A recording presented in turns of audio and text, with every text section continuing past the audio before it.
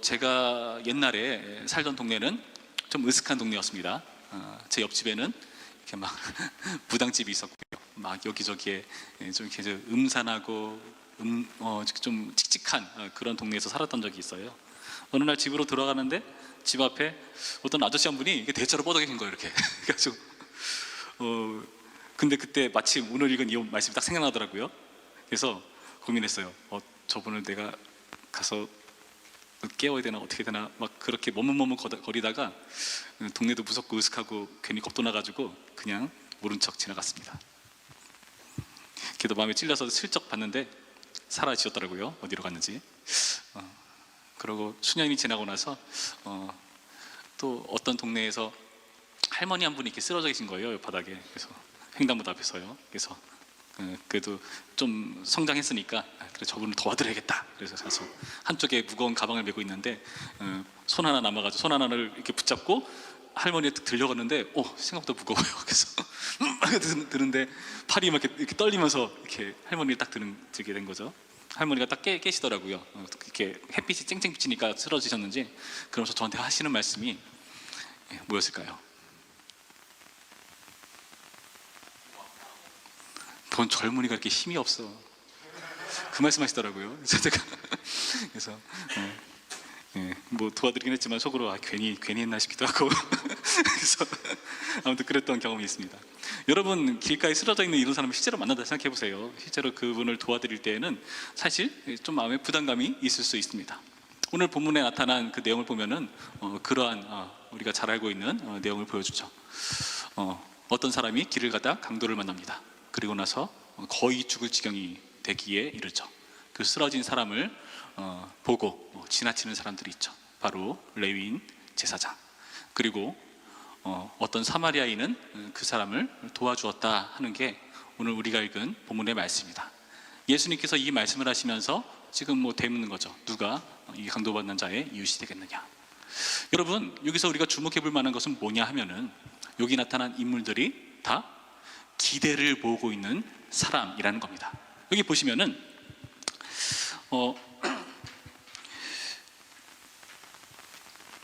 여기 나타난 사람 중에 그 제사장이 있어요. 31절 말씀 볼까요? 마침 한 제사장이 그 길로 내려가다가 그를 보고 피하여 지나가고. 여러분 제사장이라는 말을 좀 의미심장하게 볼 필요가 있어요. 제사장이니까 당연히 제사와 관련된 일을 하는 사람이겠죠. 그렇죠? 그러니까 나름대로 교회에서 봉사하는 그런 대단한 인물일 텐데 이를 무시하고 지나쳐 버린 것이죠. 또 다른 사람은 어떻습니까? 32절 말씀에 한 레위인도 등장합니다. 근데 그 사람 또한 그를 보고 피하여 지나갔다. 지금 보면은 공통적으로 뭐라 되어 있죠? 그를 보고 피하여 지나갔다. 봤습니다. 의도적으로 피해서 지나갔다라고 설명하고 있어요. 이들은요 제사장이고 레위인이죠. 그러니까 성전과 관련된 일을 하는 사람일 테고 나름대로 그 유대인들 사회에서 인정받는 그리고 어떤 기대를 모으는 그런 사람들일 것입니다. 많은 사람들이 교회를 지탄하고 목사를 이렇게 안 좋은 말을 하는 것들은 그 기대를 충족시키지 못하기 때문이잖아요. 오늘 본문에 나타난 이런 사람들이 그런 기대를 모으는 사람인데 피하여 지나갔다는 거죠.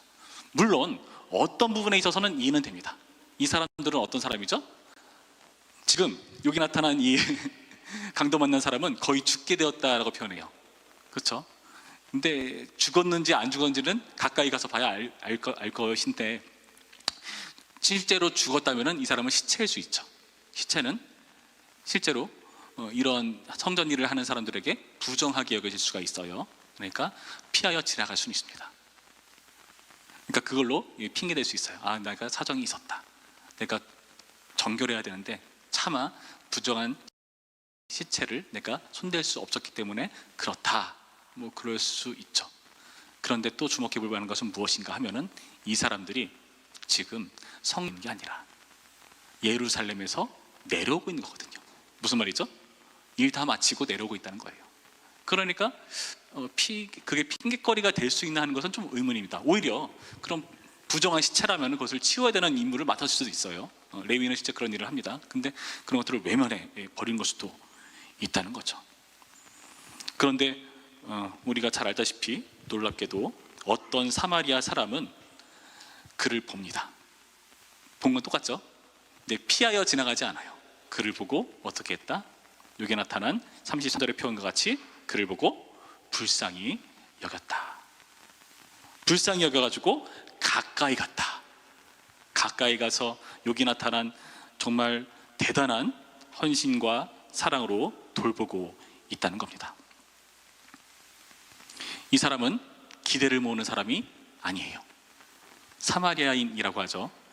이 사람은 여기 나타나는 바와 같이 뭐 교회 갔다가 내려오는 그런 길도 아니고 여행하는 중에 이런 일을 하고 있다고 밝혀주고 있는 겁니다. 예수님이 일부러 이런 사람을 이렇게 예를 들어서 이렇게 이야기를 전해준 건지도 모르겠습니다. 왜냐하면은 이 사마리아인은 유대인들에게 이렇게 좀 안 좋은 시선으로 비쳤던 사람들이거든요. 여러분, 사마리아 사람들이 어떤 사람들인지 아시나요? 설명 좀 해드릴게요. 우리 아주 과거로 가서 솔로몬 이후의 세대를 한번 생각해 봅시다. 솔로몬에게 아들이 있었어요. 그 아들의 이름은 르호보암이라고 하는 사람입니다. 자, 르호보암. 이름 헷갈리면 안 됩니다. 이 르호보암이라는 사람이 있었어요. 이 르호보암이 이 나라를 잘 다스리고 이끌어가면 참 좋았을 텐데 그러지를 못했어요. 근데 그 당시에 누군가 혜성처럼 등장하는 인물이 있어요. 자, 여로보암. 이름 비슷하죠? 여로보암. 이 여로보암이라는 사람은 굉장히 카리스마 넘치고 많은 사람들에게 인기를 얻던 인물처럼 보입니다. 이 사람이 지금 르호보암이 제대로 하지 못하니까 오히려 이스라엘 백성들을 괴롭히고 힘들게 하니까 지금 그 여로보암의 그 장군의 그 사람을 따라가는 사람들이 굉장히 많았어요. 그래서 따로 나라를 세우죠. 북쪽으로 건너갑니다. 근데 대부분의 지파들이 건너가요. 너무나 많은 사람들이 왔기 때문에 그냥 이스라엘 이름을 줘버려가지고 그냥 북이스라엘 이렇게 부릅니다. 근데 남쪽 르호보암 쪽에는 유다 지파만 남죠. 물론 베냐민 지파, 뭐 레위 지파 이런 사람들 남았을 겁니다. 두 지파 정도만 남겨놓고 다 이쪽으로 붙어버리니까 남유다와 북이스라엘 이렇게 나뉘어버린 거죠. 근데 생각해 봅시다. 북이스라엘 입장에서는 해결해야 될 문제가 하나 있었어요. 그게 뭘까요? 남유다인인데 이스라엘은 없는 거. 바로 성전이었습니다. 그러니까 불안한 거예요. 르호보암 입장에서는. 이 사람들이 매번 절기를 지켜서 사람들이 성전을 향해 갈 텐데 그래 가버리면 다시 마음이 흔들릴 거 아니에요. 그러니까 어떻게 하죠? 자기도 송아지 형상을 가져와서 나름 성전이랍시고 이렇게 세워요. 여기 있는 이 신을 섬겨라 라고 하면서 그렇게 섬기게 되고, 그러다가 그 북이스라엘은 시간이 흘러 나중에 포로로 끌려가 버리는 신세가 되어버리고 말죠. 먼저 망해버립니다. 그리고 그쪽 사람들이 이방인과 결혼을 하면서 유대인의 혈통적인 그러한 정체성을 잃어버리고 맙니다. 그러니까 남유다 입장에서는 어떻게 그 사람들을 바라보는가? 아, 저 사람들은 정통성도 없고 혈통도 이상한, 우리와는 다른, 배반해버린 그런 사람들이다 취급할 수밖에 없다는 거죠. 여러분, 그런 상황 속에서 지금 이 사마리아인이 언급된다는 거 굉장히 껄끄러운 일일 수 있다는 거예요. 지금 예수님께서 이 말을 전해주는 율법교사라는 사람은요, 누가 이 강도 많은 자의 이웃이 되겠느냐라고 하는 말에 뭐라고 대답합니까? 이렇게 대답하죠. 37절 말씀 볼까요? 이르되 자비를 베푼 자니이다. 여러분, 이 말의 뉘앙스가 느껴지나요? 차마 사마리아인이라고 입에 담지 못해요. 자비를 베푼 자니이다. 인정하기 싫은 거죠. 근데 이 문맥에서는 이 사람이 이런 일을 했기 때문에 이렇게 대답을 하고 있다는 것입니다. 여러분, 지금 예수님께서 이 율법교사에게 주신 말씀을 보시면은 선한 일을 할 수 있으리라 기대를 모았던 사람들이 그 일을 외면하고 지나쳐버리는 모습, 이걸 보여주고 있다는 거죠. 충분히 핑계댈 만한 거리도 있었을 거예요. 나름 성전을 섬기는 사람들이고 거룩함을 지켜야 되고 유지해야 되는 사람이니까 특별히 그럴 만하다라는 그런 사정들이 다 있을 법한 사람들이에요. 사마리아인은 어떻죠? 전혀 거리가 멀고 성전과 상관없이 여행 가던 중에 도와주는 그런 사람, 예수님 하필이면 꼭 그런 사람을 예를 들어서 설명했습니다. 누가 이 강도 많은 자의 이웃이 되겠느냐? 자비를 베푼 사마리아인이 이웃이 되고 있다라는 것. 기대를 모으던 사람이 아니라 전혀 상관없던, 기대도 안 했던 그런 사람들이 이러한 사람을 구하는 모습을 보여주고 있다는 것을 여러분 한번 진지하게 생각해 봅시다. 지금 예수님께서 말씀하시는 이 율법 교사도 어떤 사람일까요? 나름 그 사회에서 기대를 모으는 사람이에요. 어떻게 기대를 모으는 사람인가 볼까요? 자, 25절 말씀부터 봅니다. 어떤 율법 교사가 일어나 예수를 시험하여 이르되 선생님, 내가 무엇을 하여야 영생을 얻으리이까? 그러니까 뭐라 하죠? 율법에 뭐라 기록되어 있느냐? 27절, 내 마음을 다하여 목숨을 다하며 힘을 다하며 뜻을 다하며 주 너의 하나님을 사랑하고 또한 네 이웃을 내 자신과 같이 사랑하라 하였나이다. 그러니까 뭐라 말하죠? 내 대답이 옳도다. 예수님께서 이 율법고사의 해석과 관점을 옳다 인정하십니다. 옳음을 인정받았어요. 근데 여기서 더 어떻게 나가죠? 29절에 그 사람이 자기를 옳게 보이려고 예수께 여짜오되 그러면 내 이웃이 누구니까? 자기를 옳게 보이려고 했대요. 무슨 말이죠? 나름대로 옳게 보이는 것을 추구하는 사람이라는 거예요. 이 사람의 관점은 그렇다는 겁니다. 자신이 옳아야 돼요. 이것을 강조하고 보여주는 게 되게 중요한 사람이라는 겁니다. 우리 다들 가치관이라는 게 있잖아요. 우리가 다른 사람에게 나갈 때 여러분만의 어떤 중요한 타협할 수 없는 어떤 가치들이 있잖아요. 이런 것들을 추구하잖아요. 그렇죠? 그것들이 여러분들이 형성한 거고요. 이런 것처럼 이 사람은 자신이 옳게 보이는 게 너무나 중요한 인물이라는 거죠. 그러면서 한 질문, 내 이웃이 누구니까? 옳음을 추구하는 이 사람, 나름대로 기대를 모으는 사람일 겁니다. 그 사람이 더 옳게 보이기 위해서 하는 말, 그럼 누가 내 이웃입니까? 예수님의 대답은 뭐였죠? 누가 이웃이냐를 밝혀줬나요? 뜻밖의 대답을 했습니다. 누가 강도 만난 자의 이웃이 되겠느냐? 여러분, 좀 관점이 바뀐 거예요. 율법교사의 초점에서는 아마 그랬을 겁니다. 옳은 사람이니까 내가 그거 다 알고 옳다는 것도 인정받았고 그리고 옳아 보여야 되고, 그러니까 내가 이것을 잘 하기 위해서는 누가 내 이웃이 되겠습니까? 이웃이 될 만한 조건을 갖춘 사람을 지금 물어보는 거예요. 과연 누가 사랑을 받을 만한 사람이겠습니까? 를 물어보는 겁니다. 예수님 대답은 뭐죠? 사랑을 받을 만한 사람을 추리고 따질 것이 아니라 사랑을 주는 사람이 되어라, 그 말이라는 거예요. 누가 너의 이웃이겠느냐를 따질 것이 아니라 너가 그의 이웃이 되어주라 라고 말을 하는 겁니다. 이웃을 자기가 어떻게 하는가로 결정되는 것을 우리 가운데 보여주고 있다는 겁니다. 여러분, 그렇다면요, 오늘 이런 모습을 보면서 우리의 모습을 좀 돌아올 필요가 있어요. 여러분, 저는 여러분에게 기대를 가지고 있습니다. 여러분 기대를 모으는 사람이에요. 저한테요. 저는 청년부를 맡으면서 전에도 몇 번 얘기했지만은 이런 청년부를 본 적이 없어요. 야, 어떻게 스스로 이렇게 척척척 일도 잘 해나가고 이런 분들에서 되게 감사하고 여러분이 남들 기대를 모으는 그런 분들을 분명히 가지고 있습니다. 그러면서 기대를 가지고 있는 만큼 그만큼 여러분이 부담감이 아마 있을 거예요. 잘해야겠다는 부담감, 청부를 잘 이끌어가야겠다는 부담감, 그런 것들을 여러분 다 가지고 있을 겁니다. 그런데 그런 기대감을 모으는 사람들이 가끔은 그 기대에 미치지 못하는 행동으로 실망을 시켜 안겨줄 때가 있다는 것, 여러분 이런 모습을 우리 가운데 좀 생각할 필요가 있다는 거죠. 과연 나는 기대를 모으는 사람으로서 빠지고 있는 건 없는가? 여기 나타난 바와 같이 나는 옳게 보이려고 하고 나는 괜찮아 보이고 나이스해 보이려는 사람이 되고 싶자 하는데, 그런데 과연 그 모습 가운데 내가 잃어버린 것은 없는가? 빠뜨리고 있는 것은 없는가? 돌아보아야 한다는 거죠. 우리는 우리 스스로의 모습을 압니다. 누군가 기대를 하면 부담스럽죠. 나는 그렇게 괜찮은 사람이 아닌데. 나 스스로의 모습을 내가 가장 잘 압니다. 나는 그렇게 멋진 사람이 아닌데. 그래서 그 모습을 들키기 싫어하죠. 그래서 괜찮아 보이는 척 우리는 포장을 합니다. 나름대로 경건해 보이는 척, 말끔하게 꾸며서 괜찮은 사람인 척 할 때가 있습니다. 그러나 예수님은 본질을 뚫어보시고 우리의 약한 점을 아시고요, 희한하게도 예수님께서는요 그 약한 점을요 계속 건드리세요. 계속 건드리세요. 여러분 힘든 게 있습니까? 막 교회 안에서 불편한 것들이 있습니까?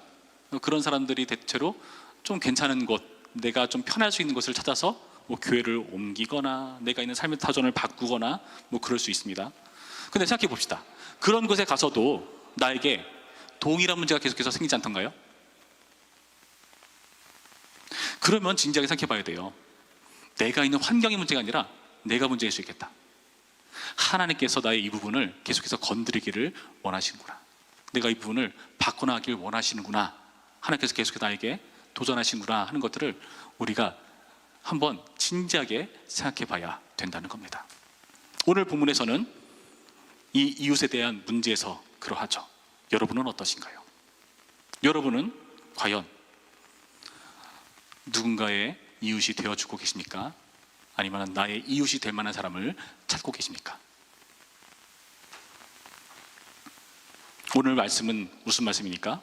이웃을 가리지 말고 네가 이웃이 되어라 라고 말씀하시는 겁니다. 이제 5월 마지막 주면은 어떤 큰 행사가 하나 있는데요. 여러분 알고 계신가요? 뭐가 있죠? 예, VIP 초청 주일이 있어요. 그렇죠? 엘리베이터를 가거나 본당 올라가는 쪽에 그런 벽들을 보면은 이렇게 목장별로 태신자를 위해서 기도하는, 누구를 위해서 기도하는가 그 스티커가 붙어 있어요. 따다닥 붙어 있습니다. 근데 앞부분은 좀 있어요. 근데 뒤로 가니까 썰렁합니다. 그 자리가 어디 자리일까요? 청년부. 청년부예요. 예, 제가 여러분을 쪼지 않습니다. 예, 여러분 거기 안 붙어 있잖아요. 어떻게 된 거예요? 그렇지 않아요. 그런데 괜히 그걸 보면 저도 괜히 위축되고 어떡하지 하는 생각이 불현듯 들 때가 있어요. 예, 왜요? 여러분이 기대를 모으기 때문에, 기대를 하는 부분이 있기 때문에 그렇습니다. 이해를 합니다. 왜요? 여러분 사실은 여러분 청년회 때 나 하나 건사하기도 좀 버거울 때가 있잖아요. 그렇죠? 아마 지금이야 다 그럴 때라고 생각해요. 시험 기간도 있었고 너무나 바쁘고 어떤 부분은 투잡 쓰리잡 뛰고 있고 어떤 사람은 정신없이 신경 쓴 거 투성이고, 그래서 내가 좀 더 괜찮아지고 여력이 있어야 그런 것들을 할 만한 그런 여력들이 생길 때 하는 생각을 가져보긴 합니다. 그런데요, 제가 얼마 안 살아본 인생으로 말씀드리건데 그런 때는 안 오더라고요. 나에게 여력이 있을 때 글쎄 올까요? 우리가 가장 많이 실수하는 게 뭘까요? 어른들 실수하는 거, 열심히 돈을 모읍니다. 돈을 모아서 다들 가지고 있는 꿈이 나중에 늙어서 여행 다니는 거. 여러분 그런 거 꿈꾸시나요? 열심히 그래서 돈 벌려고 열심히 일하시죠. 그렇죠? 제가 그 여러분의 꿈을 박살내 드릴게요. 자, 열심히 돈을 모았어요. 그럼 여러분 그 돈을 나중에 어디다 쓰는지 아세요? 병원비로 다 씁니다. 저희 어머니가 선포하시는 진리가 있어요. 야, 젊었을 때 놀아야 돼. 나이 드니까 못 놀아, 힘들어서. 자, 열심히 번 돈을 다 자기 병원비로 다 써버리는 거예요. 여러분, 나 하나 건사하기 벅차는 그런 세대, 여러분뿐만 아니라 모든 사람이 다 그래 보여요. 여유 있는 사람은 없고 시간도 안 나고 내가 뭔가를 하려고 하는데 여건이 안 돼요 하는 거는요, 항상 그래요. 항상 그래요. 내가 뭔가를 할 수 있는 때가 되었기 때문에 하는 건 그런 건 없어요. 다 어떻게 하는지 아세요? 떠밀릴 듯 하게 되더라고요. 전 제가 목사가 될 줄 꿈에도 생각 못했어요. 아마 여러분도 불현듯 딱 들어보고 내가 왜 갑자기 목자가 되었지? 눈 떠보니까 내가 왜 이 자리에 앉아있지? 목자 성공부를 하고 앉았네? 막 그런 거. 예, 그런 일이 있을 겁니다. 예, 뭐 어떻게 될지 몰라요. 하나님께서 여러분을 어떻게 이끌어갈지 알지 못하는데 분명한 것은 뭐다? 그 과정 중에 여러분이 성장할 수 있는 단계들을 하나님께서 놓으신다는 겁니다. 근데요, 하나님께서요, 여러분을요, 여러분 혼자의 삶을 위해서 만드신 게 아닙니다. 여러분 이거 명심하셔야 돼요. 하나님은 교회라는 큰 그림을 그리고 계시고 하나님 나라는 큰 비전을 갖고 계세요. 거기에 여러분을 다 초청하시고 사용하시려고 창세 전에, 세상을 만들기도 전에 하나님께서는 계획을 가지고 계세요. 만들기 전에 이렇게 여러분을 딱 생각하시고 내가 얘를 이러이러한 일을 하게 이렇게 만들어야지 계획을 가지시고 여러분을 이 땅 가운데 보내신 겁니다. 근데 우리의 생각은 나에게 갇혀 있죠. 그래서 내가 어떻게 건사하고 잘 되고 어떻게 이 험한 세상을 버텨나갈까 하는데 막혀 있어요. 여러분, 이건요 하나님께서 원하시는 그런 비전보다는 너무나 작은 부분이라는 겁니다. 하나님은 더 큰 일을 위해서 여러분을 부르셨습니다. 여러분을요 하나님 나라는 큰 비전 가운데 초청하셨어요. 여러분 자꾸 다른 사람과 비교하게 되잖아요. 그러니까 막 인스타 이런 거 너무 많이 보지 마세요. 막 흔들려요. 모든 사람이 다 그렇다고 착각을 해. 아니에요. 하나님께서 나에게 맡겨주신 은사와 사명과 뜻이 있고 그걸 통해서 교회를 이끌어 가시고 세상을 운영하길 원하십니다. 자, 이걸 제가 여러분께 알기 쉽게 설명해 드리기 위해서 제가 초등부 아이들 설교할 때 많이 쓰는 예화인데 여러분들께 설명해 드릴게요. 자, 하나님께서는요 하나님 나라를 계획하셨습니다. 그것을 커다란 퍼즐이라고 생각해 볼게요. 퍼즐. 여러분 퍼즐 해보셨나요? 퍼즐 해보시면은 그 조각마다 다 다르잖아요. 그림도 다르죠. 자세히 보시면 모양도 달라요. 비슷해 보이던데요? 아니요, 달라요. 맞춰보면 안 맞아요. 자, 하나님 나라는 큰 퍼즐이 있는데 거기에 하나님 나라를 좀 어떻게 형상할까? 독수리가 그려져 있다 생각합니다. 독수리. 자, 어떤 퍼즐 조각은 독수리의 멋진 발톱이 될 수도 있겠고 눈매, 부리가 될 수도 있겠죠. 그런데 어떤 퍼즐은 공교롭게도 그 많은 깃털 중에 하나, 배경 중에 하나 될 수 있겠죠. 그렇죠? 자, 우리는요 그 퍼즐의 조각조각 가운데 하나입니다. 사명이란 게 뭘까요? 여러분이 하나님께 주신 계획이란 게 뭘까요? 여러분이 있어야 될 그 퍼즐의 위치를 찾아서 거기 놓이는 겁니다. 근데 이런 생각 들 수 있어요. 하나님, 나 이왕이면은 퍼즐 할 거면은 멋진 독수리, 발톱, 눈 이런 거 하고 싶은데요. 다들 그것만 하려고 그래. 거기로 몰려요. 하나님 나라가 완성될까요? 멋진 그림이 될까요? 그렇지 않죠. 그 자리에 놓일 때 그게 멋진 그림이 되는 겁니다. 나의 사명을 어떻게 찾나요? 여러분 환경이 한계가 있잖아요. 그 한계 속에서 생각을 하세요.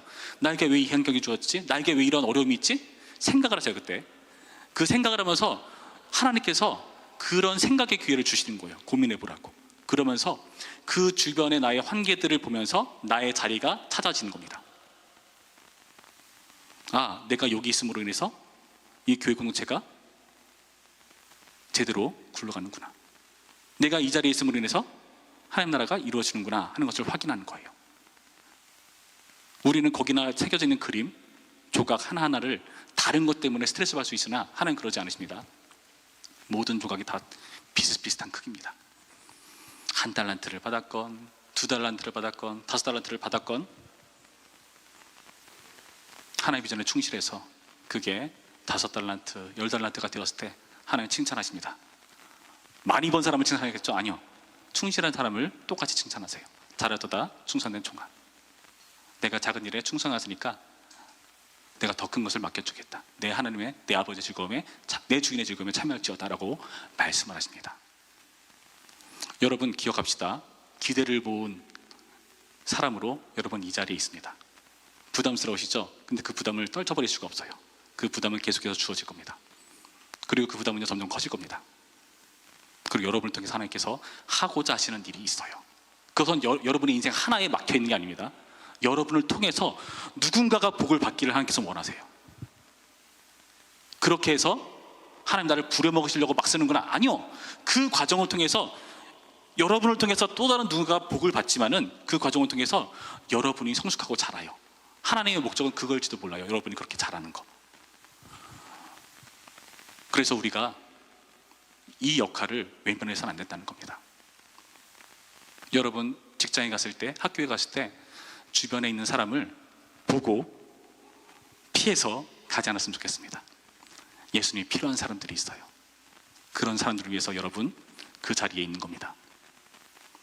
이해 안 되는 여러분 가정 가운데 여러분이 믿는 사람으로 그 자리에 있는 거고요. 그 친구들 가운데 있는 거예요. 그래서 그 자리에서 하나님께서 그 역할을 하라고, 복의 근원으로 일하라고 그 자리로 보내신 줄 믿으시기 바랍니다. 오늘 말씀을 보시면은 기대를 모으는 자들의 실패들을 보죠. 그리고 그들은요 끝까지 이웃을 가리려 합니다. 그래도 다 하나님, 제가 성향이라는 게 있고 저도 스타일이라는 게 있어요. 저도 기호라는 게 있어요. 그래도 좀 나의 이웃이 될 만한 사람이라면 이러이러한 정도는 돼야죠. 저 친구는 냄새 나는데요, 저 친구는 성격이 이상하던데요, 저 친구는 말도 안 통해요. 근데 하나님께서는 그거 가리지 말고 네가 그들의 친구가 되어주라, 이웃이 되어주라. 그래서 내가 어떤 존재인지를 그들로 하여금 보게 해주어라 라고 요청하십니다. 여러분, 코로나도 끝났고 이제 대면할 수 있는 기회들이 되었잖아요. 여러분 다시 가지고 이 일들을 감당했으면 좋겠어요. 저는 기대를 모으는 여러분들께 다음 주쯤에는 그래도 스티커가 한두 개 정도는 붙어있기를 소심하게 바라보지만은 강요하진 않을게요. 자, 친구가 되어주는 건요, 누군가가 여러분 조건에 맞춰서 따라오는 게 아니라 여러분이 먼저 그 조건에 따라서 그들에게 되어주는 겁니다. 예수님께서 그러하셨죠. 예수님께서 우리 조건에 들어오셔서 그분이 인간이 되어주셔서 우리를 만나 주었고요, 우리를 초청하시고 하나님께로 나아가시는 길을 여셨죠. 그리고 그 길을 너네가 배우고 경험했으니, 나를 통해서 그 사람을 입었으니까 그대로 살아보라 라고 도전하시는 오늘의 말씀이기를 바랍니다. 부디 여러분의 인생을 통해서 누군가가 복을 받는 사람 되기를 바랍니다. 여러분이 그 역할을 하지 못한다면 하나님께서 일할 사람 많습니다. 하나님은요, 또 다른 일할 사람 찾으세요. 또 다른 일할 사람 찾으세요. 그 복된 자리를 여러분 발로 쳐버리지 마시기 바라요. 그 자리를 지키시기 바랍니다. 이스라엘이 그랬죠. 복의 근원으로 부름받았는데 복은커녕 우월의식에 사로잡혀가지고 자기들끼리만 놀다가 망해버립니다. 하나님 그걸 원치 않으시고 우리가 예수님처럼 일들을 감당하기를 원하십니다. 부디 여러분의 인생이 여러분 개인 인생에서 그치지 않고 확장되어서 여러분이 복의 근원으로서 역할을 감당해내고 세상 가운데 기대를 모으는 사람으로 빛과 소금으로 활동하는 우리가 되기를 주님의 이름으로 축원합니다. 기도하겠습니다. 좋으신 하나님, 은혜를 감사드립니다. 주님께서 우리를 사랑하셨고 우리를 기대를 모으는 사람으로 불러주었습니다. 그러나 주님, 우리는 그 주님 앞에 온전하지 못할 때가 얼마나 많은지 모릅니다. 우리는 행동하지 않고 우리의 인생에만 매여 있어서 주님 보여주시는 큰 그림을 놓쳐버리곤 합니다. 주여, 오늘 말씀을 통해서 다시금 주님의 기대를 모으는 사람으로서 행동할 수 있도록 인도하여 주시옵시고, 나를 통해서 누군가가 예수님을 알게 되고 예수님을 만나게 되는 하나님께서 사용하시는 인생 되게 하여 주시옵시고, 오직 나의 구원에만 갇혀있는 것이 아니라 나를 통해 또 누군가를 구원하기를 원하시는 하나님의 비전에 사용되는 그런 귀한 사람이기를 주여 인도하여 주시옵소서. 예수님의 이름으로 기도했습니다. 아멘.